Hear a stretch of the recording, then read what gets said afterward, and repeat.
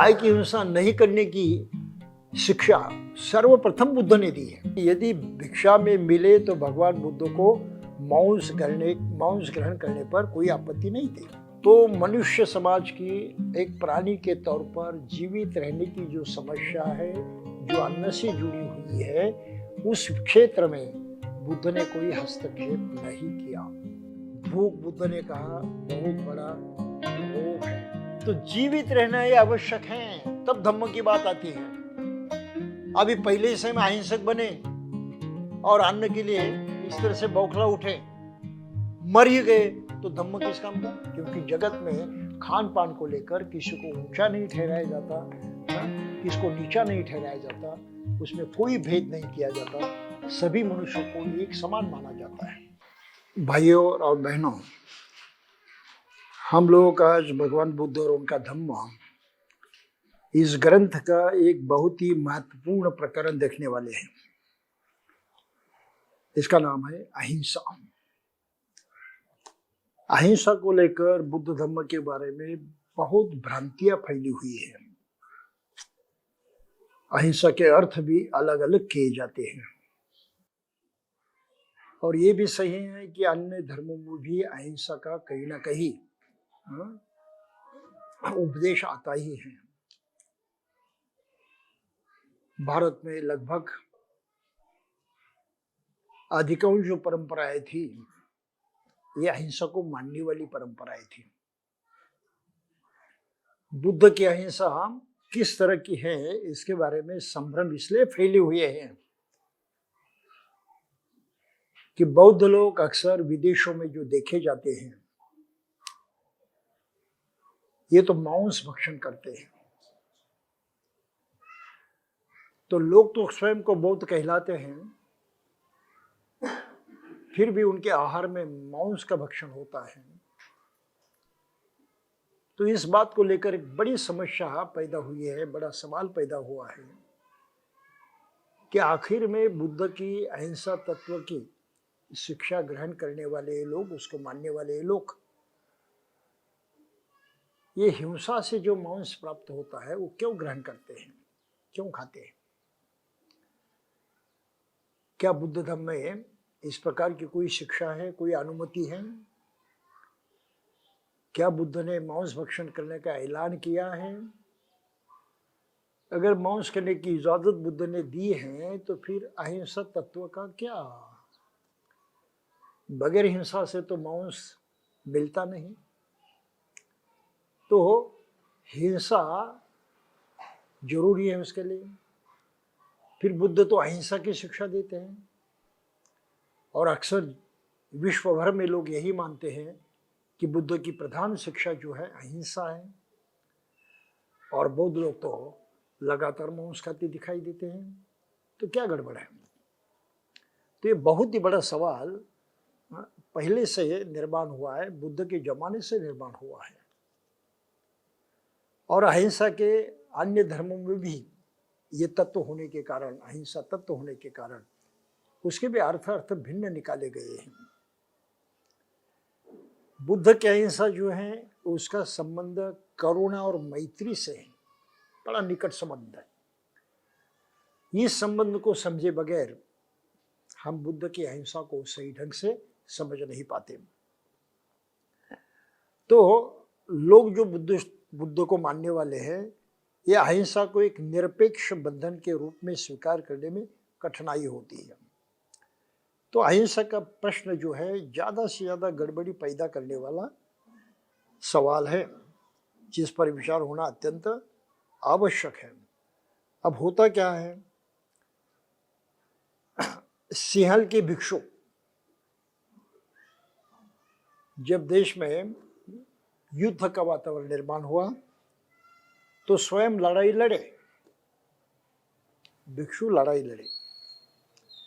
उन्होंने लोगों को विदेशी आक्रमणकारियों के विरुद्ध लड़ने के लिए कहा। तो दक्षिण भारत के चोल राजा जो चेन्नई में राज करते थे, उन्होंने कहीं सिंहल पर आक्रमण किया था वर्षों पहले।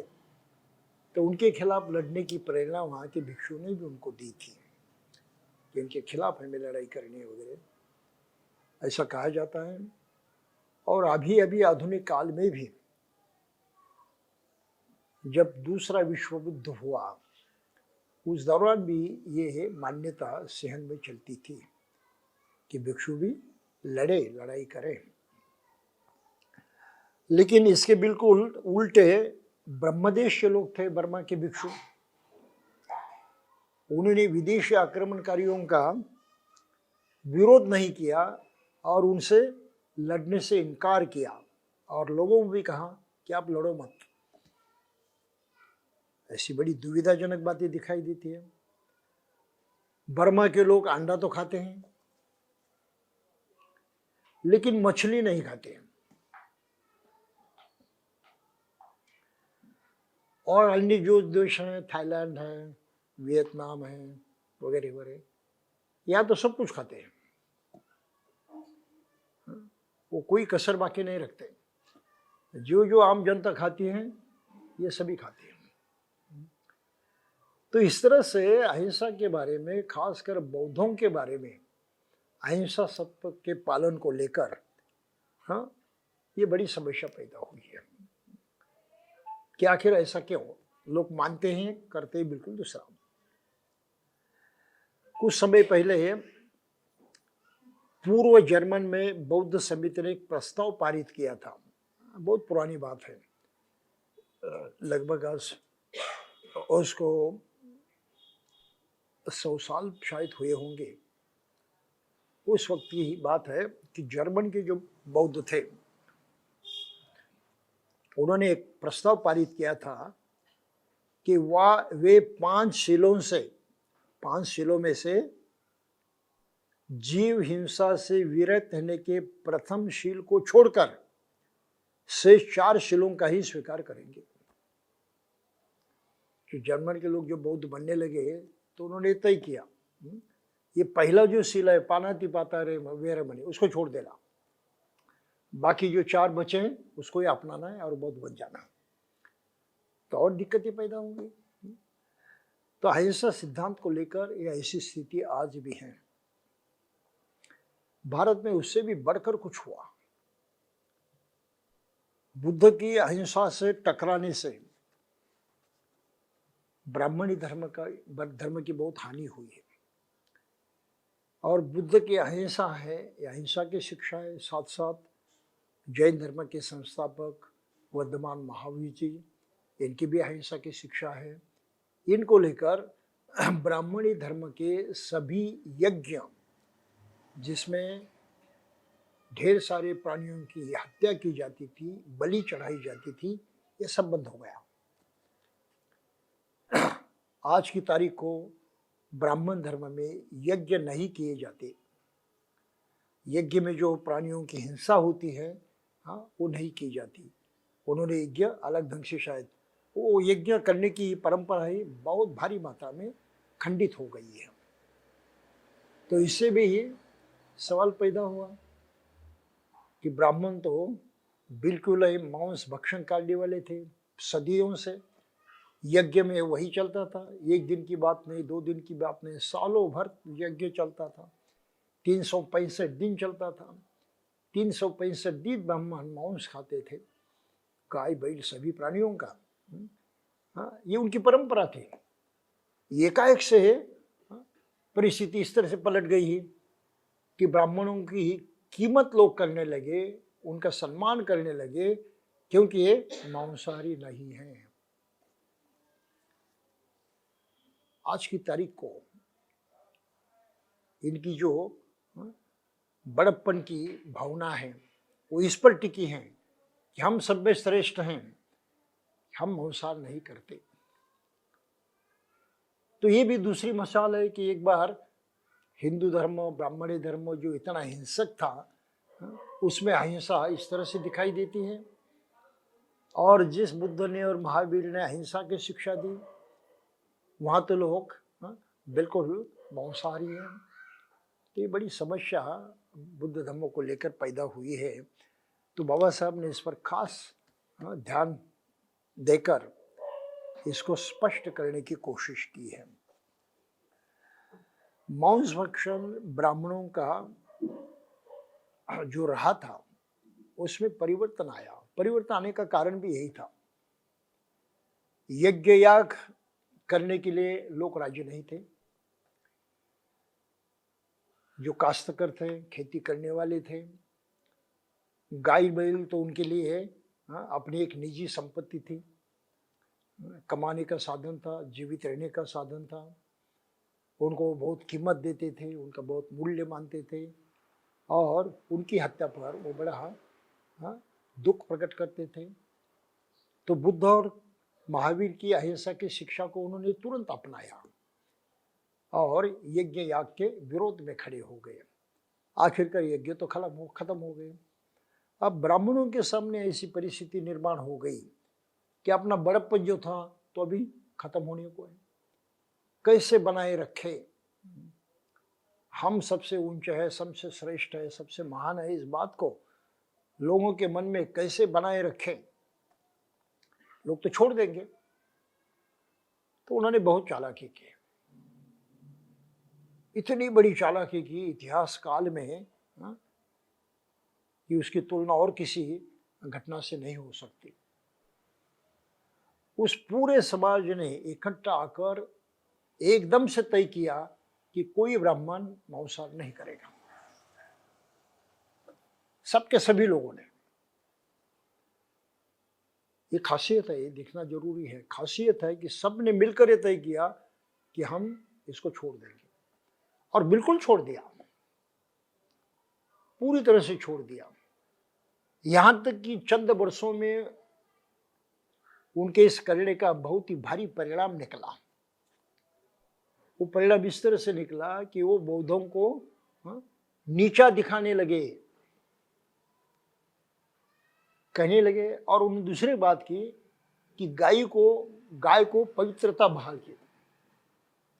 सभी प्राणियों में सबसे श्रेष्ठ पवित्र गाय है, उसकी हत्या नहीं होनी चाहिए। वास्तव में गाय की हत्या करने के खिलाफ बुद्ध ने ही ऐलान किया था। सुत्त निपात में वो बुद्ध की गाथा आती है जिसमें उन्होंने लिखा है कि गाय वगैरह जो है हमारे संरक्षक है, अन्नदाता है, उनकी रक्षा करना ये जरूरी है। तो गाय की तुलना बुद्ध ने माता के साथ की थी। तो गाय की हिंसा नहीं करने की शिक्षा सर्वप्रथम बुद्ध ने दी है। ब्राह्मण तो सब यज्ञ करते थे, गाय बैल मार कर खाते थे, उनमें कोई फर्क नहीं था। लेकिन आगे चलकर उन्होंने बुद्ध की शिक्षा को उठाया, अपनाया और वो गाय को पवित्र मानने लगे। ये कहने लगे कि सभी देवता उसके शरीर में निवास करते हैं, तो उससे अधिक पवित्र दूसरा पशु नहीं है। ये एक बात की उन्होंने। और फिर मांस खाना बंद कर दिया। फिर वो बौद्धों को नीचा दिखाने लगे। अरे तुम काहे के बौद्ध, बुद्ध ने अहिंसा सिखाई, तुम कहाँ अहिंसा का पालन करते हो, तुम तो हमसे भी नीचे हैं। ये सारा सार उसका परिणाम आम जनता पर हो गया और बौद्ध लोगों की कीमत ब्राह्मणों की तुलना में कमजोर हो गई। ये इतिहास है। और यहां पर वो नहीं रुके, उन्होंने भिक्षुओं को भी नीचा दिखाने का प्रयास किया, सीधा सीधा। क्योंकि भिक्षु तो भिक्षाटन करते थे, उनको जो दान मिलता था वो दान जो है लोगों से मिलता था। लोग अपने घर में जो अन्न खाते थे उसी का ही दान करते थे। तो भिक्षुओं के मिलने वाले अन्न में मांस भी होता था। जिस घर में खाया जाता है उसने दिया है और भिक्षु को लेना अनिवार्य था, वो नकार नहीं सकते। अब जो दान मिला है उसी के सिवा भिक्षु को जीवित रहने के लिए दूसरा कोई चारा नहीं है, या तो उसको खाओ नहीं तो फेंक दो। तो भिक्षुओं के सामने बड़ी समस्या थी। बुद्ध ने इस समस्या को पहले से ही जाना था कि भिक्षु का जीवन जो है औरों पर निर्भर है, दूसरे लोगों पर निर्भर है। वे जो कुछ खाते होंगे वही दान करते रहेंगे, उसके अतिरिक्त तो दूसरा दान नहीं करेंगे। हमने किसी खास प्रकार के अनाज की मांग की, दान की मांग की, अन्नदान की मांग की, शायद लोग नहीं दे पाएंगे। तो बड़ी मुश्किल समस्या पैदा हुई। तभी बुद्ध ने बहुत महत्वपूर्ण निर्णय किया। उन्होंने भिक्षुओं को खासकर ये बात कही है। एक बार जीवक, जो उनका वैद्य था, वो बुद्ध से बात कर रहा था और उसने बुद्ध से यही सवाल पूछा कि ये इस तरह की परिस्थिति है जो बड़ी संभ्रम पैदा करते हैं, तो बंद जी आपकी क्या राय है, आपकी क्या शिक्षा है? तो बुद्ध ने उनसे कहा था, ती ही खो अहम जीवक ठाने ही मनसंग अपरिभोगंती वदामी।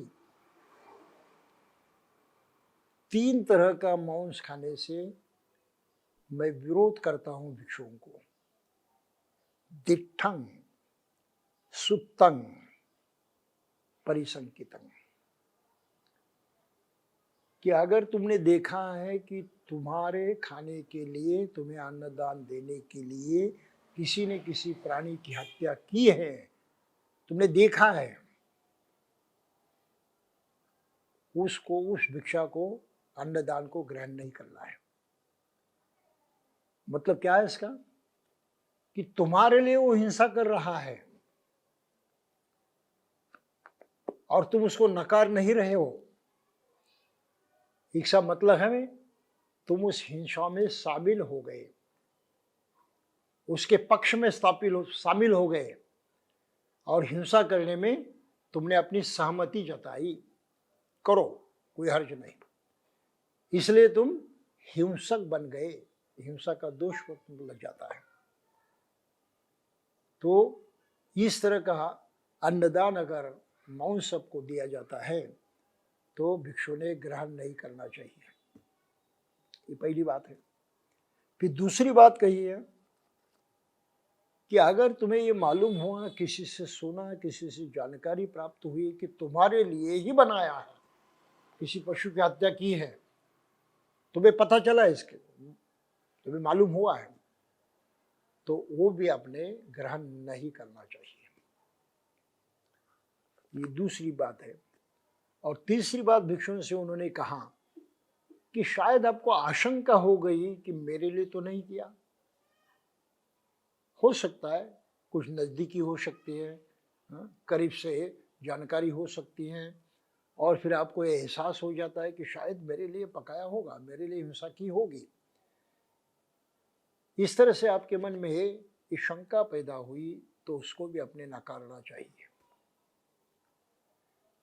तो इस 3 तरह से मांस को भक्षण करने की, स्वीकार करने की बुद्ध ने भिक्षुओं को इजाजत नहीं दी है। आम जनता के बारे में बुद्ध ने कुछ नहीं कहा है।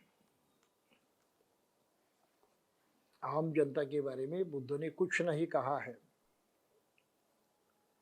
और उन्होंने अहिंसा की व्याख्या भी नहीं की। डेफिनेशन, किसे अहिंसा कहा जाए, कुछ नहीं कहा उसके बारे में। उन्होंने सिर्फ इसके खिलाफ जो थी वो बात कही। वो कहे कि तुम्हें मैत्री बढ़ानी चाहिए, तुम्हें करुणा बढ़ानी चाहिए। तो मैत्री और करुणा बढ़ाने पर उन्होंने जोर दिया, उस आचरण पर जोर दिया, और हिंसा के बारे में उन्होंने कोई बातचीत नहीं की। तो इसलिए पहली जो परिस्थिति जन्य साक्षी है कि यदि भिक्षा में मिले तो भगवान बुद्ध को मांस ग्रहण करने पर कोई आपत्ति नहीं थी, जैसा हमने देखा है। यदि किसी भिक्षु किसी प्रकार से भी किसी जानवर की हत्या से संबंधित नहीं है तो वो भिक्षा से प्राप्त मांस ग्रहण कर सकता है। भगवान बुद्ध ने देवदत्त ने प्रस्ताव रखा था भिक्षु संघ में बुद्ध के सामने कि सभी भिक्षुओं ने ये मांसाहार बंद कर देना चाहिए। बुद्ध ने वो स्वीकार नहीं किया। ये लोक व्यवहार है। सभी प्राणी आहार के बल पर जीवित रहते हैं। सभी प्राणी आहार के बल पर ही जीवित रहते हैं। जीवित रहने के लिए आहार के सिवा दूसरा सबसे बड़ा महत्वपूर्ण दूसरा साधन नहीं है। तो सभ्य सत्ता आहारा तिष्ठति, ऐसा पाली में कहा है कि सभी प्राणी मात्र आहार पर निर्भर है, उसके कारण वो जीवित है। तो जीवित रहने के लिए हर प्राणी को अपनी अपनी तरह का तो आहार ग्रहण करना पड़ता है। बाघ हो, सिंह हो, क्या खिलाओगे? वो कौन सा आहार ग्रहण करेंगे? हिंसा के सिवाय कोई चारा नहीं उनके पास, वो तो मर जाएंगे। मनुष्य प्राणी की दशा भी लगभग कुछ ऐसी ही है। बिल्कुल जन्म से लेकर मनुष्य प्राणी की उत्पत्ति हुई तब से लेकर वो तो शाकाहारी नहीं है। वो शिकार करता था, मांस खाता था, सभी तरह का अन्न ग्रहण करता था। तो इसलिए उसकी आदतें जो है दोनों प्रकार का आहार ग्रहण करने की है, और परिस्थिति के अनुकूल अपने जीव की रक्षा के लिए उसको जहां से हो जैसे भी मिले वो अन्न पाना आवश्यक है। उसको हम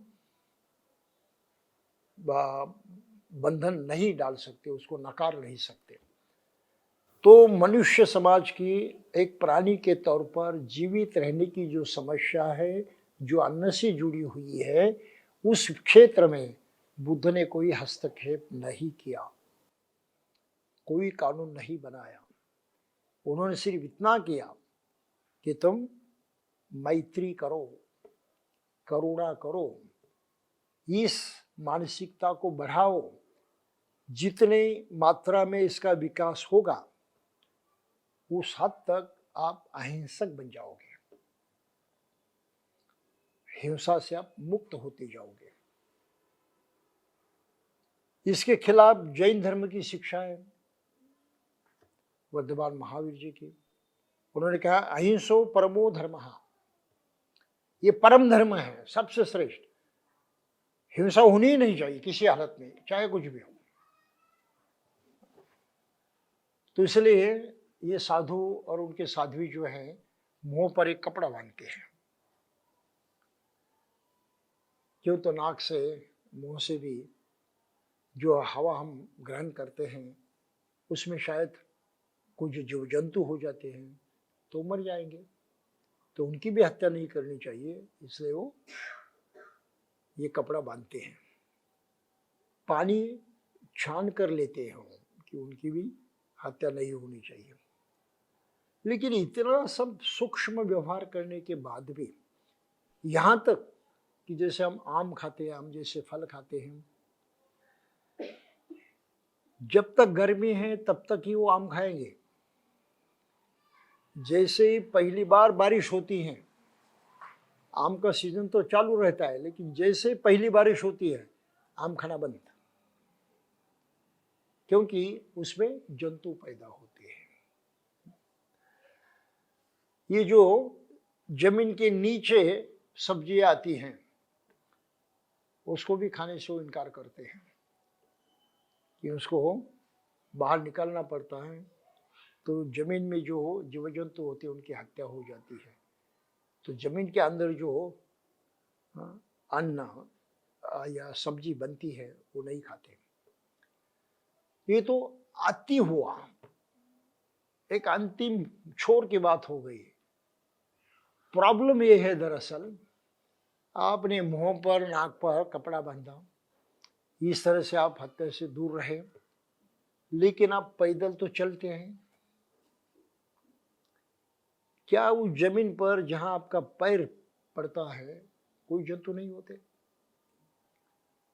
कोई चिंटियां नहीं मरती? तो आप हिंसा से बच ही नहीं सकते। आखिरकार बात क्या है? आप हिंसा से बच नहीं सकते।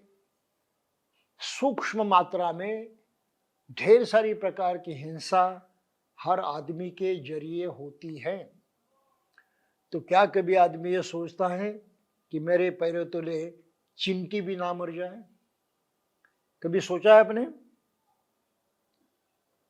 कभी सोचा है कि चींटी भी मर जाती है तो फिर क्या चलना ही छोड़ दे? ये संभव नहीं है। तो बुद्ध ने हमेशा मध्यम मार्ग की बात कही है। इस छोर को मत जाओ, उस छोर को मत जाओ, इसे काम नहीं चलेगा। आपको मध्यम मार्ग का चयन करना आवश्यक है।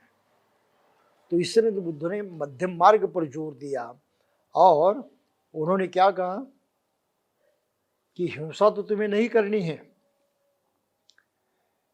लेकिन किस तरह से नहीं करनी है? मैत्री का भाव जताए,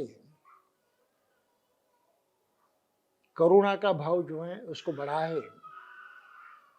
अगर ये आप करते हैं तो आपकी हिंसा करने की जो प्रवृत्ति है, जो मानसिकता है, वो कमजोर हो जाएगी और आगे चलकर किसी भी तरह किसी भी प्राणी की हिंसा करने की नौबत आप पर नहीं आएगी। ये बुद्ध की बहुत ही महत्वपूर्ण शिक्षा है। तो वो अहिंसा को परम नहीं मानते, वो मध्य विषय पर जोर देते हैं। तो सूक्ष्मतर जो जीव जंतु होते हैं उनकी हिंसा से बचना बड़ा मुश्किल है, बहुत ही मुश्किल है। तो अहिंसा ये क्या ध्येय है? अहिंसा की अवस्था तक पहुंचना ये क्या बुद्ध की भूमिका है? नहीं, बुद्ध की भूमिका है दुख से मुक्त होना। बुद्ध की भूमिका है दुख से मुक्त होना, हिंसा से मुक्त होना ये बुद्ध की भूमिका नहीं है। और सूक्ष्म तौर पर जो हिंसा होती है उसको रोकना असंभव है। तो इस बात को लेकर प्रत्यक्षात राजा मिलिंद और नागसेन में वार्ता हुई थी, इस अहिंसा के तत्व को लेकर। थोड़ा सा उसको भी हम पढ़ेंगे, जानेंगे कि उसकी भूमिका नागसेन ने किस तरह से निभाई है।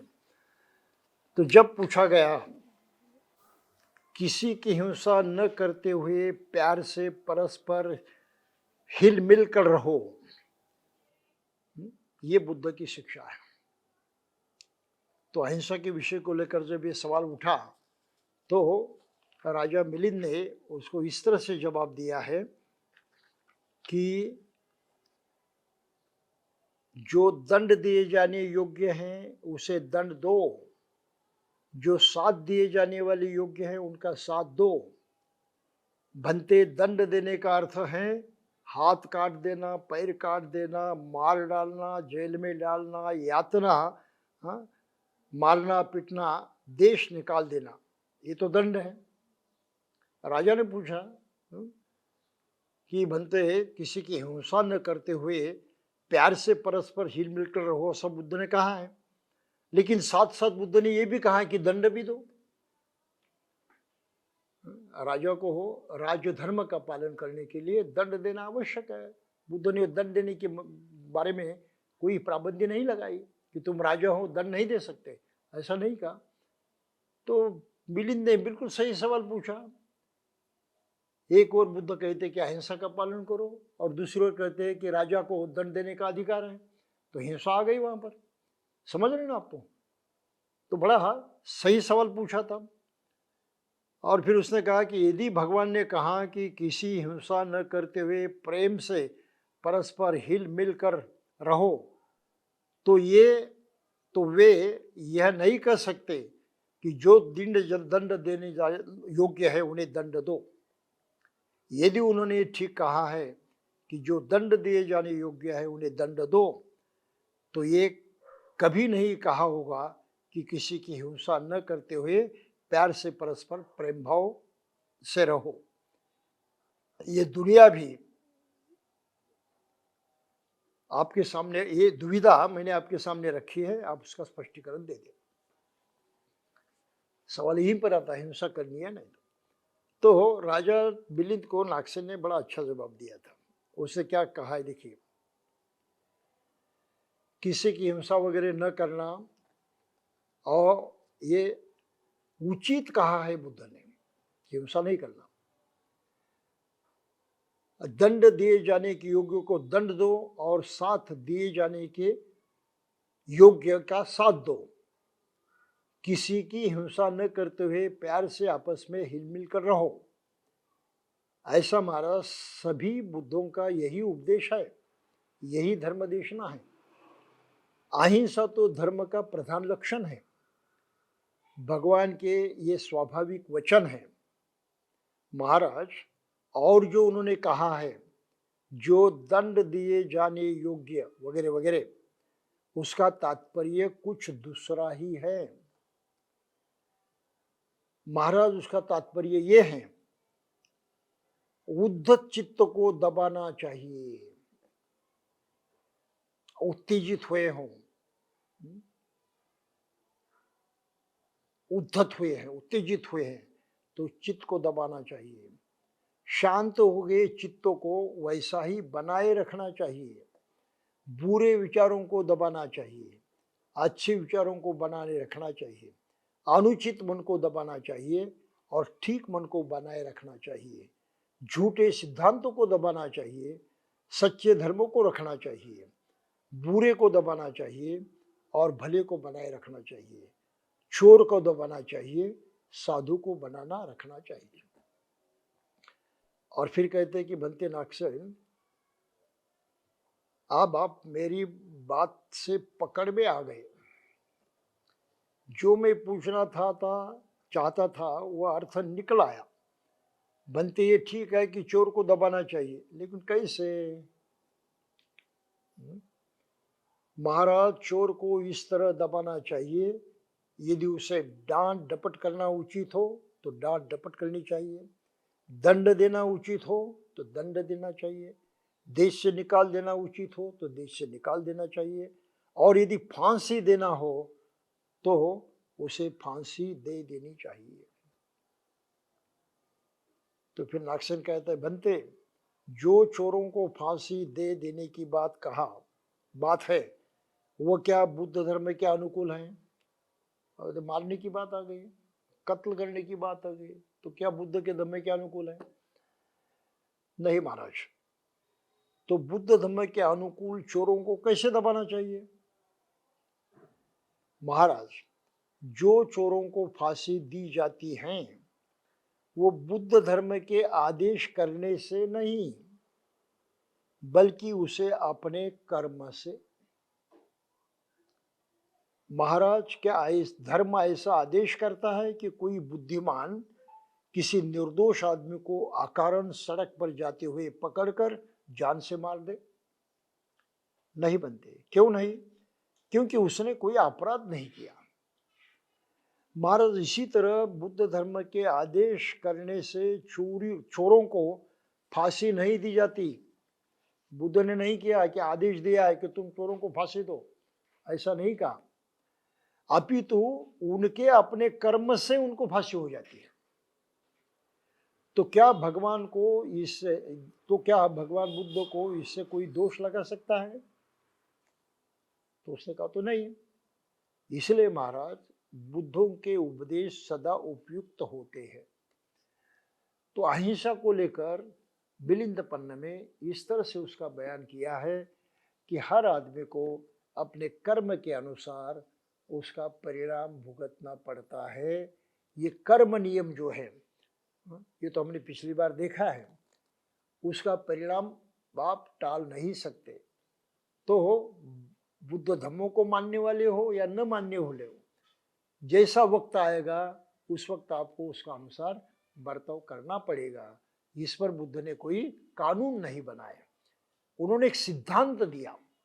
कौन सा सिद्धांत है? अहिंसा का सिद्धांत है। और बाबा साहब इसके बारे में बहुत ही अच्छी बात कहते हैं। उन्होंने अपने इस वक्तव्य में इसका निरूपण करते हुए कहा है कि जीव हत्या करने की आवश्यकता है। बुद्ध ने जहां जीव हत्या करने की आवश्यकता थी, जहां उन्होंने जीव हत्या करना मना नहीं किया, उन्होंने वैसी जीव हत्या को मना किया केवल जीव हत्या की चेतना से आपके मन में आया हत्या करे तो ये गलत है, जरूरत है हत्या हो गई ये सही है। इस तरह से समझ लेने पर अहिंसा के बौद्ध सिद्धांत पे कुछ ही गड़बड़ी दिखाई नहीं देती। तो ये 16 आने पक्का स्थिर नैतिक सिद्धांत है जिसका हर किसी को आदर करना चाहिए। ये सबसे महत्वपूर्ण बात है कि बुद्ध इसको सिद्धांत कहते हैं। सिद्धांत के माने तत्व और नियम के माने कानून। ये उन्होंने बहुत भारी फर्क जो है वो दिखाया है। तो इसमें कोई संदेह नहीं कि उन्होंने इस बात का निर्णय व्यक्ति पर छोड़ दिया कि जीव हत्या की आवश्यकता है या नहीं, वो आदमी ठहराएगा, बुद्ध नहीं ठहराएंगे। उस वक्त क्या करना चाहिए इसकी जिम्मेदारी है, ये बुद्ध की जिम्मेदारी नहीं और ये धर्म का तत्व भी नहीं है। व्यक्ति के अतिरिक्त और किस पर यह निर्णय छोड़ा जा सकता था? किस पर भी नहीं। आदमी के पास प्रज्ञा है और उसका उपयोग करना चाहिए। तो बुद्ध ने ये बात उसकी प्रज्ञा पर छोड़ दी। हिंसा करने की जरूरत है या नहीं तुम जानो। अगर जरूरत नहीं है तो केवल मजे के लिए, शौक के लिए हिंसा मत करना। केवल चाहते हैं मजा करना है, नहीं हिंसा करनी है, वो गलत है। लेकिन जरूरत पड़ती है तो आपको हिंसा के सिवा कोई चारा नहीं है। तो हर आदमी ने ये निर्णय करना चाहिए। बुद्ध ने उस पर कोई बंधन लगाया नहीं। आदमी के पास प्रज्ञा है और उसका उपयोग कर सकता है। एक नैतिक आदमी पर भरोसा किया जा सकता है कि वह सही विभाजक रेखा खींच सके। ब्राह्मणी धर्म में जीव हिंसा करने की चेतना है। ये बड़ा ही महत्वपूर्ण सवाल है। जैन धर्म में जीव हिंसा न करने की चेतना है, बिल्कुल नहीं चाहते, किसी हालत में करना ही नहीं। तो खान पान सभी बातों पर बंधन आ जाता है। वैसे बर्ताव करना चाहिए। मन उस तरह से आदमी का बनता है या नहीं इसी कोई लेन देन नहीं, यह शक्ति है, करना ही चाहिए। बुद्ध ने शक्ति नहीं की, उन्होंने उसके मन पर छोड़ दिया कि तुम्हारे मन को तुम्हें सही ढंग से इस्तेमाल करना है, जरूरत तुम्हें पहचाननी है और उसके अनुसार व्यवहार करना है, तुम पर कोई बंधन नहीं है। तो जीव हिंसा करने की चेतना ब्राह्मणी धर्म में। ब्राह्मण कहते हैं हम शाकाहारी हो गए, हिंसा नहीं करते। लेकिन हिंसा करना उनका तो स्वभाव है, हर दम हर पल ये उनकी मानसिकता है। आप औरों को नीचा दिखाते हैं, उनको दंडित करते हैं, उनको दबाते हैं, कुचलते हैं, ये हिंसा नहीं है, ये हिंसा है। तो तुम्हारा मन जो है पूरा पूरा हिंसा भाव से भरा हुआ है, तो हिंसा की चेतना है। और फिर ये भी कहते यज्ञ में प्राणियों की हिंसा होती है, तो हिंसा नहीं हुआ, हिंसा है। फिर उस अर्जुन से कहते ये तो बड़ी लंबी कहानी है। गीता में अर्जुन देखता है कि मेरे सभी रिश्तेदार सामने हैं, मेरे गुरु हैं, मेरे भाई हैं, सब रिश्तेदार हैं, और उनको तो मारने की नौबत आ गई है। क्यों मारो उनको, किस लिए मारो, मुझे क्या मिलने वाला है, राज नहीं चाहिए मुझे। इतने सारे लोगों को मारने के बाद मुझे राज नहीं चाहिए। तो उसकी सोच सही थी ना, मनुष्यता पूर्ण थी। मनुष्यत्व उन्हें जानी थी, ये मनुष्यता को हानिकारक बर्ताव है। कृष्ण ने उसको क्या कहा, अरे ऐसी मूर्खता मत कर, तुझे युद्ध करना चाहिए। क्यों? तो तेरे जाति की ड्यूटी है, वो क्षत्रिय है ना, तो युद्ध करना चाहिए, अपनी ड्यूटी ही पहले कर ले। तो ड्यूटी के चंगुल में फंसाया, फिर भी वो नहीं मानता था। फिर कहा तुम कौन हो किसी को मारने वाले, तुम्हारे मारने से कोई मरता है थोड़े, अरे आत्मा जो है वो अमर है, वो किसी तरह से मरते ही नहीं। एक शरीर को छोड़कर दूसरे शरीर में जाती होता है, तो तुम्हारे मारने से कौन मरता है? तो बेहिचक मारने का काम कर, कोई मरने वाला नहीं। अब क्या करेगा वो अर्जुन? फिर और इसमें भी उसने कबूल नहीं किया तो उसने कहा अरे तू कैसा आदमी है, समझता नहीं कि तेरा कितना फायदा है, कितना लाभ है। इस लड़ाई में अगर तू मारा गया तो सीधा स्वर्ग पहुंच जाएगा, फायदा ही फायदा है। ये धर्म युद्ध है, सामान्य लड़ाई नहीं है, धर्म युद्ध है। तो धर्म युद्ध में अगर तू मारा गया तो सीधा स्वर्ग में, फायदा है नहीं। और जीता तो और ये राज का मालिक हो जाएगा, तो पांचों उंगलियां घी में, इतना फायदा है लड़ाई करने में, तो लड़ाई करता है। तो ये हिंसा की चेतना है, हिंसा की मानसिकता जो है इसको बनाए रखते हैं, और ऊपर से हम अहिंसक इस प्रकार की भावना लोगों को बताते हैं।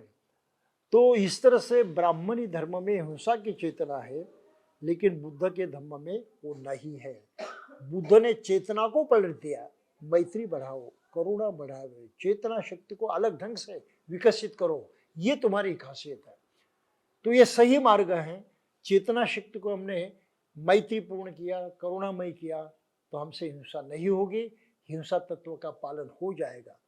लेकिन हिंसा ही नहीं करनी है, ऐसा नियम बनाया, कानून बनाया, तो गड़बड़ हो जाती है। होता क्या है, दरअसल क्या होता है कि दूसरे शब्दों में कहा जाए तो बुद्ध ने शील यानी तत्व और विनय नियम यानी रूल, इसमें भेद किया। उन्होंने अहिंसा को नियम नहीं बनाया, कानून नहीं बनाया, उन्होंने उसे जीवन का एक पथ माना, तत्व माना। इसमें कोई संदेह नहीं कि ऐसा करके भगवान बुद्ध ने बड़ी ही प्रज्ञा सहगत बात कही है, बड़े ज्ञान की बात कही है, प्रज्ञा की बात कही है। क्यों कि तत्व जो है वो कार्य करने के लिए स्वतंत्रता छोड़ता है। तत्व का पालन करना है तो आदमी स्वतंत्र है, कैसे करे, वो अपने हिसाब से अपने तरीके से उसका पालन करने की कोशिश करेगा। तो तत्व उसको ये स्वतंत्रता देता है कि जिस तरह से भी हो तुम पालन करो, उस पर कोई पाबंदी नहीं, कोई जबरदस्ती नहीं है। लेकिन नियम मानना ही पड़ता है, नियम को विरोध में जा नहीं सकते, तो नियम तुमको जबरदस्ती करता है कि करना ही चाहिए। तो इस जबरदस्ती के कारण क्या होता है, परिस्थिति अगर सही ना हो तो आदमी नियम को तोड़ता है। तोड़ते हैं ना लोग, कितने सारे नियम को तोड़ देते हैं, क्यों जचता नहीं परिस्थिति में। और कभी कभी नियम के अधीन होकर वे अपना नुकसान करते हैं, तो नियम उनको तोड़ता है। तो नियम जो है ये मनुष्य की स्वतंत्रता में बड़ी बाधा डालता है, और बुद्ध ने इसके बारे में, इसको मद्देनजर रखते हुए अहिंसा की तत्व का जो है वो इस तरह से बयान किया है। और दूसरी महत्वपूर्ण बात है कि अहिंसा को इस तरह से हम समझे, और जैसे हमारी करुणा और मैत्री बढ़ जाती है तो हिंसा भाव कमजोर हो जाता है, हिंसा करने की आदत छूट जाती है। भूख, बुद्ध ने कहा, बहुत बड़ा रोग है। बुद्ध ने भूख को रोग कहा है, जुगच्छा परमा रोगा। सबसे बड़ा रोग कौन सा है? भूख है। भूख अगर शांत नहीं हुई तो आदमी कभी शांत नहीं होता, वो बौखला उठता है, जानवर जैसे व्यवहार करने पर भी उतार होता है, किसी सीमा की, किसी तत्व की, किसी ज्ञान की उसको कोई कीमत नहीं रहती, बस अन्न चाहिए। आप समझ इस बात को? तो अन्न ये ऐसी जरूरत है मनुष्य की और प्राणी की कि उसके बगैर वो पूरी तरह से बिगड़ जाता है, पूरी तरह से, और कुछ भी करने के लिए उतार हो जाता है, चाहे वो सही हो या गलत हो। उसकी वो कोई परवाह नहीं रहती। तो आदमी अगर भूख के कारण इस तरह से बौखला उठा और हिंसक बना, तो क्या आप कहोगे अरे धर्म की बात मानो, ऐसा मत करो? नहीं हो सकता, वो सुनेगा ही नहीं। प्रकृति उसको मानने नहीं देगी, सोचने नहीं देगी। प्रकृति की मांग होगी पहले खाओ, अन्न ग्रहण करो, कहीं से भी प्राप्त करो, ये तुम्हारी पहली जरूरत है। जीवित रहे तो धर्म, जीवित नहीं रहे तो धम्म किस काम का? आप समझ इस बात को? तो जीवित रहना ये आवश्यक है, तब धम्म की बात आती है। अभी पहले से हम अहिंसक बने और अन्न के लिए इस तरह से बौखला उठे, मर ही गए, तो धम्म किस काम का? आप समझे?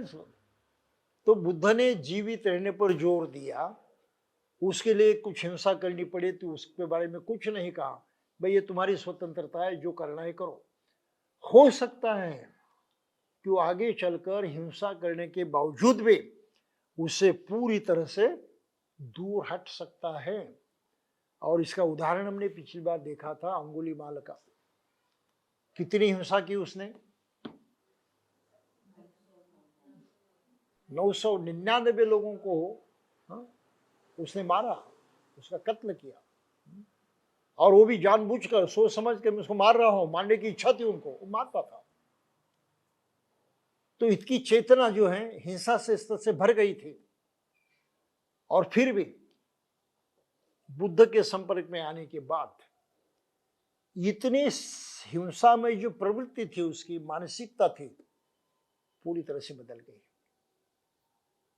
पूरी तरह से बदल गई, और वो बेहतरीन इंसान हो गया। बुद्ध जैसा ही वो अरहत पद को प्राप्त हो गया।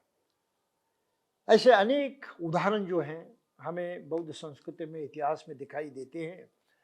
तो यह समझने की बात यह है कि मनुष्य जीवित रहा तो धम्म उसके काम आएगा, और भूख और अन्य कारण से वो मर जाएगा तो धम्म का क्या महत्व है, क्या उपयोग है? आप समझ रहे इस बात को? और जीवन जीने के लिए आदमी को अन्न तो चाहिए। अन्न किस तरह से प्राप्त होगा वो उसके बस की बात नहीं है। जो लोग टंड्रा प्रदेश में रहते हैं, सब बर्फीला प्रदेश है, हम जानते हैं उसको, अंटार्कटिका, बर्फ के सिवा और कुछ नहीं है। क्या खाएंगे? अनाज तो उगता ही नहीं, हिंसा तो करते रहेंगे, मछलियां पकड़ते रहेंगे, समुद्र में जो प्राणी हैं उनको मारकर वो खाएंगे, उसके सिवा दूसरा अन्न ही नहीं। और उनमें से किसी ने चाहा कि बुद्ध की शिक्षा को अपनाए, बौद्ध बने, तो क्या करना होगा? क्या हम कह सकते कि अरे ऐसा मत सोच, बुद्ध धर्म तेरे काम का नहीं, छोड़ दे? नहीं कह सकते। वो उसी में भी हिंसा करते करते हुए भी अहिंसक बन सकता है। केवल चाव है, इच्छा है, इसलिए वो किसी की हत्या नहीं करेगा, जरूरत पड़ने पर ही करेगा। और तिब्बत में ऐसा लोग करते हैं।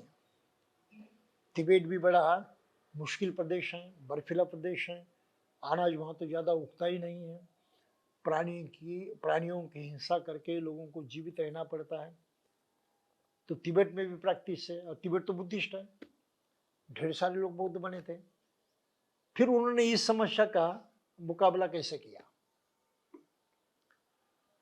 तो यहाँ याक प्राणी होते हैं, गाय जैसे ही, लेकिन उनके लंबे बाल होते हैं उनके शरीर पर, याक, और ठंड में भी वो जीवित रह सकते हैं, और बिल्कुल अल्प जो आहार मिलता है उसको भी जीवित रह सकते हैं। तो याक की हत्या तो वे नहीं करते थे, उनको मारना उनके लिए मुश्किल था। फिर क्या करते थे कि आप ये याक मर जाएगा, इस तरह से व्यवस्था करते थे। कुछ दिन में मर जाता था, मरने के बाद उसका मांस खाते थे। आज भी कुछ हल में, चीन में ये चल रहा है, तिब्बत के प्रांत में। तो अनाज के लिए मनुष्य को ये करना जरूरी पड़ रहा था, और इस बात को बुद्ध ने अपने विचारों में बिल्कुल सही जगह देकर उसका निरूपण किया। तो बौद्धों को हिंसा करनी नहीं चाहिए, उसके बदले उन्होंने मैत्री और करुणा का विकास करना चाहिए। जैसे मैत्री और करुणा का विकास होते जाता है, वो हिंसा से अलग रहता है। मैं इंग्लैंड में मैं जब था, तब जो कुछ मैंने अनुभव किया, ये भी कहने लायक है। मैं यात्रा कर रहा था मैनचेस्टर से ब्रिस्टल की तरफ ट्रेन से, और मेरे सामने एक लड़का बैठा था। तो मैं कुछ समय किताब पढ़ता था। तो ये यूरोपियन लोग एक दूसरे से ज़्यादा बातें नहीं करते, गड़बड़ तो बिल्कुल नहीं करते, बिल्कुल शांत वातावरण रहता है। एक दूसरे से बातचीत करनी है तो बिल्कुल हल्के है आवाज़ में एक दूसरे से बातचीत करते हैं, लेकिन जोर जोर से तो कोई बातचीत नहीं करता। तो ये लड़का भी कुछ बातचीत नहीं करता था। मैंने बाद में किताब रख दी, उसने उसका टाइटल पढ़ा, बुद्धिस्ट नाम था। फिर उसने कहा, एक्सक्यूज मी सर, मेरा माफ़ कीजिए। मैंने भी क्या बात है? तो फिर उसने पूछा कि आप बुद्धिस्ट हैं? मैंने कहा ठीक, मैं बुद्धिस्ट हूँ। तो उसने कहा कि मैं भी बुद्ध धर्म को बहुत चाहता हूँ, बहुत अध्ययन करता हूँ, मेडिटेशन भी करता हूँ।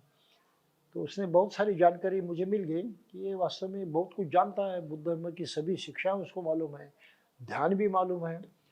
तो मैंने फिर उससे कहा, तुम बुद्धिस्ट हो? उसने कहा नहीं, आई एम नॉट बुद्धिस्ट। अरे तुम तो इतना जानते हो, मेडिटेशन भी करते हो, और तुम बौद्ध नहीं हो, ये कैसे? नहीं, मैं बौद्ध बनना चाहता हूँ, मैं कोशिश कर रहा हूँ बौद्ध बनने की। तो मुझे आश्चर्य हुआ कि इतनी जानकारी रखता है, इतनी इसने पढ़ाई की है, मेडिटेशन भी करता है, और फिर भी कहता है कि मैं बौद्ध बनने की कोशिश कर रहा हूँ। तो मुझे बड़ा आश्चर्य हुआ। मैंने कहा, व्हाट डू यू मीन? क्या कहना है तुम्हें? बौद्ध बनने में कौन सी कमी है? तुम तो लगभग एक बुद्धि जैसे ही जीवन जी रहे हो। नहीं, कुछ कमी है। मैं कौन सी कमी है? दो बातें कमी है। पहली बात यह है कि बुद्ध धम्म ईश्वर को नहीं मानते, नकार दिया है।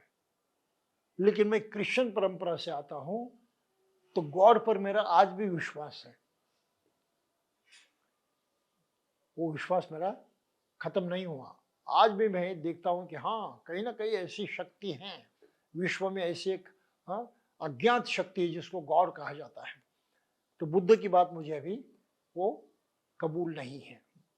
मेरा विश्वास गॉड पर अभी भी है। तो मैंने कहा ठीक है, तो सत्य बात कर रहा है। और फिर कहा, दूसरी कौन सी बात है, क्या दिक्कत रहा हो? नहीं, दूसरी दिक्कत और कोई ज़्यादा नहीं है, सिर्फ मैं अभी खाने की मेरी आदतें जो है बदल नहीं सका।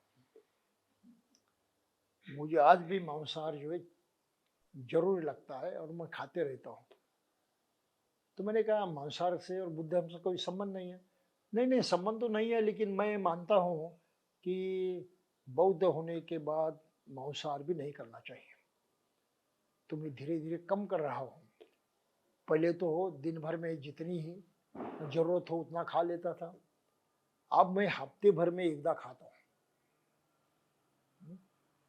और ये आदत जैसे टूट जाएगी, मैं बुद्ध धर्म की दीक्षा लेकर बौद्ध बन जाऊंगा। तो वहां यूरोप में अभी ये परंपरा चल रही है कि बौद्ध बनने के लिए लोग खुद को तैयार करते हैं। किस तरह से? ईश्वर कहा, जो विचार मन में है उसको छोड़ देने की, उससे मुक्त होने की कोशिश करते हैं, और फिर शाकाहारी बनने की कोशिश करते हैं। केवल भारत ऐसा देश है जहां खाने पीने से उस प्रश्न को लेकर लोगों में विभाजन किया है, लोगों को ऊंच और नीच ठहराया गया है। दुनिया भर में इस बात का कोई मूल्य नहीं, तुम क्या खाते हो कोई पूछता नहीं। खाने पर किसी की कीमत नहीं होती, उसका महत्व नहीं होता, चाहे कुछ भी खाया। लेकिन भारत ऐसा देश है जहाँ ऐसी छोटी छोटी बातों को लेकर बहुत सारा बैर लोगों में निर्माण किया है और एक दूसरे के खिलाफ किया है और उनको ऊंचा नीचा दिखाने की एक बहुत ही अलग प्रकार की नफरत फैलाई हुई है। ये यूरोप में नहीं है। तो भारत में आज जो बौद्ध बने उनके सामने ये सवाल पैदा होता है कि अभी हम लोग क्या करें, ब्राह्मण शाकाहारी हैं तो क्या हम भी उसी वक्त उस तरह से बने। ये जो मांस हम खाते हैं, भक्षण करते हैं, स्वामीशाहार करते हैं, उसको छोड़ दें। तो मुझे लगता है कि आज की तारीख को सारे बौद्धों के दिमाग में यही प्रॉब्लम है, यही प्रॉब्लम है। लेकिन उसका जवाब बिल्कुल सीधा है। हमने अगर मैत्री भावना को ज्यादा बढ़ाया, ठीक से बढ़ाया, तो हमारी आदतें टूट जाती हैं, टूट जाती हैं। हमारा मन ही तैयार नहीं होता कि हम खाए। उस हद तक जा सकते हैं। अपेक्षा तो आपके मन में बिल्कुल नहीं होती। जैसे अपेक्षाएं बदल जाती हैं, आप तो पूरी तरह से शाकाहारी बन जाते हैं। और भारत जैसे देश में आज की तारीख को मांस ग्रहण न करते हुए जीवित रहना मुश्किल है?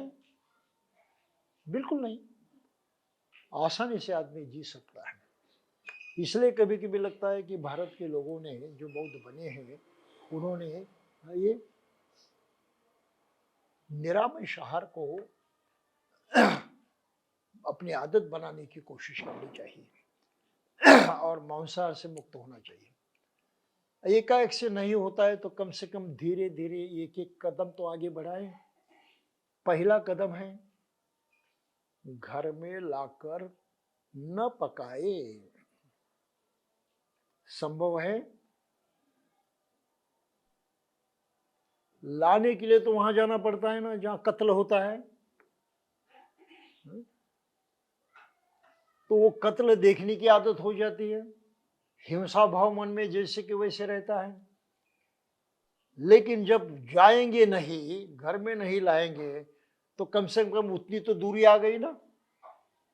हिंसाचार जहां होता है वहां से तो हम अलग हो गए ना। इतना एक काम करने से बहुत भारी परिवर्तन आ सकता है।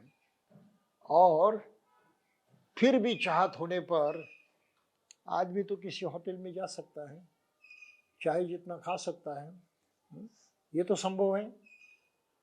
कम से कम इतना परिवर्तन तो बौद्धों ने करना चाहिए, ऐसा मुझे लगता है। खान पान एकाएक से छोड़ न दे, लेकिन ये करना असंभव है ऐसा मुझे नहीं लगता। सोचिए इसके बारे में कि आज भी हमारे हाथ में कुछ करने लायक हैं। अगर बौद्ध शाकाहारी बने तो उनकी कीमत तो बढ़ने वाली है और ब्राह्मणों को दोबारा सोचना पड़ेगा उनको नीचा दिखाने के लिए। ये इस भूमि की जरूरत है, जगत की जरूरत नहीं। क्योंकि जगत में खान पान को लेकर किसी को ऊंचा नहीं ठहराया जाता, किसको नीचा नहीं ठहराया जाता, उसमें कोई भेद नहीं किया जाता, सभी मनुष्यों को एक समान माना जाता है। लेकिन भारत में ही सिर्फ इतना प्रॉब्लम है। तो ये जो समस्याएं पैदा हुई, इसको लेकर बाबा साहब ने फिर कहा कि क्यों समस्याएं पैदा हुई। ये समस्या इसलिए पैदा हुई, सभी प्रकार के अहिंसा को लेकर, कर्मों को लेकर, और फिर पुनर्जन्मों को लेकर, आत्मा को लेकर। ये इसलिए समस्या पैदा हुई कि बुद्ध का जो वचन हमारे सामने आया है त्रिपिटक के माध्यम से, उस वक्त भिक्षुओं ने उसका बयान करने में, रिपोर्टिंग करने में कुछ गलतियां की है। और ये गलतियां उन्होंने अपने इस किताब में लिखी हैं। अलगदुपम सूक्त है मध्यम निकाय में, महाकम्म विभंग सूक्त है वो भी मध्यम निकाय में है, कन्न कट्ठल सूक्त है वो भी मध्यम निकाय में है, महातन्ना खय संकट सूक्त है वो भी मध्यम निकाय में है, जीवक सूक्त है वो भी मध्यम निकाय में है। इनमें भिक्षुओं ने जो रिपोर्टिंग की है बुद्ध के वचन की, उसमें गलतियां की है। गलतियों के कारण फिर ये संभ्रम जो आगे बढ़ गए। तो बुद्ध बाबा साहब ने यहाँ पर कसौटी लगाई है कि बुद्ध के वचन को भी परखना चाहिए, कसौटी पर कस कर देखना चाहिए और तब अपनाना चाहिए। खुद बुद्ध ने कहा, कालाम से बात कही थी, कालाम से तो हमने देखा है कि बगैर जाने बगैर समझे आपको कुछ स्वीकार नहीं करना है। 10 बातें बुद्ध ने कही थी जिनको लेकर आदमी मानसिक दृष्टि से गुलाम हो जाता है। तो ये नहीं करना चाहिए। तो बुद्ध ने स्वयं कसौटी दी है। तो पहली कसौटी है, बाबा साहब इसके बारे में कहते हैं, वे कुछ नहीं होते थे, बुद्ध कुछ नहीं होते थे यदि उनका कथन बुद्धि संगत नहीं होता था। He was nothing if not rational। तो बुद्धि संगत होना, बुद्धिमान होना, बुद्धि का प्रयोग करना, बुद्धि से हर चीज को जांचना परखना, यह है बुद्ध की पहली शिक्षा है। और इसको अपनाकर हर चीज को हम सही तरह से परीक्षा करें, जांचें और तब उसका स्वीकार करें। मानने की बात नहीं है, मानने के लिए बिल्कुल मानना नहीं है, मानने की मनाही है बुद्ध धर्म में, इस बात को समझना चाहिए। तो बुद्ध की शिक्षा में, त्रिपिटक में, अन्य कई ग्रंथों में जहाँ कहीं भी ऐसी उलझन पैदा होगी, हमें ये समझना चाहिए कि हमको इस कसौटी को लागू करना है, बुद्धि के कसौटी पर परख कर लेना है। यहाँ तक कहा कि बुद्ध ने कि जैसे सुनार सोने को जलाता है, तपाता है, उसके इसमें वो ठोकता है और उसकी अशुद्धियाँ जो दूर करता है और जो शुद्ध सोना है उसको संग्रहित करता है। हमें उसी प्रकार बुद्ध की शिक्षा में जो कुछ मिलावट हुई है उसको भी जांच कर, परख कर, सोच कर दूर करना है और सही शिक्षा को अपनाना है। तो ये कसौटी बहुत जरूरी है, जिसको लागू करने से हम सभी प्रकार की दुविधाओं से मुक्त हो सकते हैं। फिर बुद्ध ने ऐसी बात कही है कि बुद्ध ने कभी ऐसी बेकार की बात चर्चा में नहीं पढ़ना चाहा जिसका आदमी के कल्याण से कोई संबंध न हो। आदमी के कल्याण के काम न आने वाली कोई भी बात बुद्ध ने नहीं कही है, नकार दिया है, ये ठीक नहीं है। तो ये दूसरी कसौटी अपनाकर ऐसी बेहुदा बातें जहां कई बार दिखाई देती है, हमें उनको बुद्ध वचन समझना नहीं चाहिए, उससे दूर रहना चाहिए। और फिर बुद्ध ने और कुछ बात कही जिसको अव्याकृत कहा है, कहने योग्य नहीं है, समझने योग्य नहीं, जानने योग्य नहीं। हाँ, कहने से, जानने से, समझने से कोई फायदा नहीं, तो उसकी फिक्र नहीं करना है, पूरी तरह से उनकी तरफ दुर्लक्ष्य करना है। जैसे विश्व निर्माण हो गया क्या, कोई जरूरी नहीं। आत्मा है, कोई जरूरी नहीं सोचने की बात। ये कैसे चलता है, कोई जरूर नहीं। मरने के बाद क्या होता है, मत सोचो। इन प्रश्नों से तुम्हारा सुख बढ़ने वाला नहीं है, कल्याण होने वाला नहीं है, सिर्फ वक्त बर्बाद हो जाएगा। तो ऐसे शब्दों में, ऐसे प्रश्नों में आपने बिल्कुल नहीं पढ़ना चाहिए। और बुद्ध ने ऐसे 10 सवाल थे जिनको जवाब देने से इनकार कर दिया कि इसका मैं जवाब नहीं देना चाहता, ये तुम्हारे काम की नहीं है। तो एक कहानी है, बुद्ध जंगल से गुजर रहे थे, सिंसाप वृक्ष वहाँ थे, उनके ढेर सारे पन्ने जमीन पर पड़े हुए थे। बुद्ध ने मुट्ठी भर पन्ने उठाए, भिक्षुओं के सामने अपनी मुट्ठी दिखाकर कहा कि हे भिक्षुओं, मुझे बताओ इस वृक्ष के, सिंसाप वृक्ष के पन्ने जितने मेरे हाथ में हैं वो ज्यादा हैं या इस जंगल में पड़े हुए पन्ने ज्यादा हैं? तो भिक्षु ने कहा कि बनते तो आपके हाथ में तो बहुत कम है, जंगल में तो 80 में गणना भी नहीं की जा सकती, इतने ज्यादा जंगल में पड़े हुए हैं, आपके हाथ में मुट्ठी भर ही है, बहुत थोड़े हैं। तुरंत बुद्ध ने उनसे कहा कि मैंने तुम्हें उतना ही सिखाया है, उतना ही बताया है, मुट्ठी भर, जिसको अपनाकर, जिसको जानकर आप उस हद तक पहुंच सकते हैं जहां मैं पहुंच चुका हूं। आप मुझे से बुद्ध बन सकते हैं, और आप बुद्ध बनोगे तो जंगल में जितने पन्ने फैले हैं उसका भी ज्ञान आपको होगा। तो उस तक पहुंचने की जो जरूरत है और पहुंचाने के लिए जो जरूरी है उतना ही मैंने आपको दिया है, उससे अधिक नहीं। उससे जो कुछ अधिक ज्ञान है आप उस अवस्था में पहुंचकर उसको पा सकते हैं।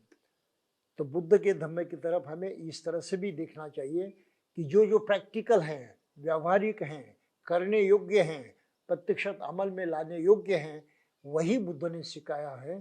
केवल काल्पनिक बातें नहीं की, कुछ अंदाज नहीं बताए, ऐसा होता है वैसे कोई कल्पना नहीं की, पूरी तरह से सभी कल्पनाओं से परे उनका धम्म रहा है। इस बात को हमें समझना चाहिए। तो इस तरह से ये जो दुविधा थी, इस दुविधा को बुद्ध धर्म में इस तरह से समझा है और उसका निराकरण किया है। तो मैं समझता हूँ आज के लिए इतना काफ़ी है। लेकिन शाकाहारी बनने के बारे में जो सूचना मैंने दी है उस पर ज़रा सोचने की कृपा करें। कम से कम घर में लाकर मत पकाओ, घर में लाकर मत खाओ, जहाँ खाना है वहाँ जाकर खाओ। ऐसी व्यवस्था पहले तो ज़माने में नहीं थी, लेकिन आप सब जगह है। तो इतना आप कर गए तो भी कुछ ना कुछ अच्छा परिणाम निकल आएगा। और मैं समझता हूँ कि बौद्ध बनने में हमारी ताकत भी बढ़ जाएगी, हमारी सेहत भी बढ़ जाएगी। तो मैं आपको शुभेच्छा देता हूँ और यहीं पर रुकता हूँ। जय भीम।